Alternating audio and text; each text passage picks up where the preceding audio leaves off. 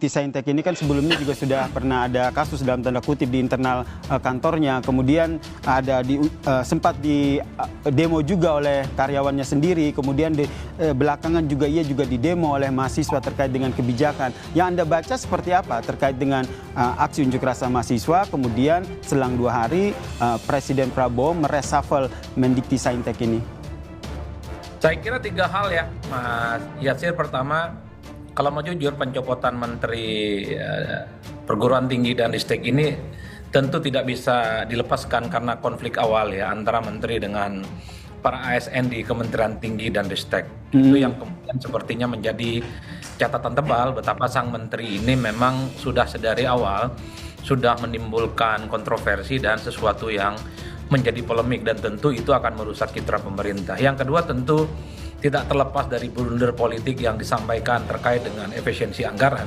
Karena efisiensi anggaran itu kan asumsinya adalah untuk mengalihkan bagaimana anggaran yang selama ini besar itu langsung dinikmati oleh masyarakat secara umum, terutama masyarakat yang ada di bawah. Tapi pernyataan Menteri Tinggi dan Ristek itu kan mengatakan bahwa efisiensi itu berpotensi akan menaikkan SPP yang kemudian terjadi pada mahasiswa. Salah satunya misalnya soal BOPTN, ya itu bantuan operasional untuk perguruan tinggi, itu kan yang kemudian menimbulkan permasalahan karena tak lama setelah itu kemudian dibantah oleh pemerintah bahwa yang terkait dengan SPP, biaya pendidikan, itu pasti dijamin tidak akan tersentuh apapun terkait dengan kontroversi.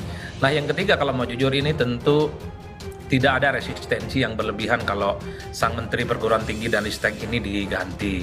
Karena saya kira persoalan reshuffle itu pasti soal kondusivitas dan stabilitas politik juga menjadi hal yang diperhatikan.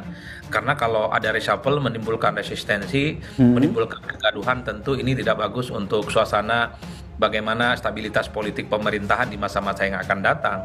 Kenapa terjadi begitu? Ya karena memang Kementerian Perguruan Tinggi dan Ristek ini tidak terafiliasi atau tidak memiliki backing politik partai manapun. Karena kalau mau jujur, ada juga kan menteri-menteri yang menimbulkan kontroversi, kinerjanya memang sejak awal disorot, kehadirannya juga dianggap sebagai sesuatu yang tidak layak untuk jadi menteri, tapi per hari ini kan aman-aman saja. Karena sang menteri yang dianggap kontroversial itu adalah orang penting dan elit kunci di partai.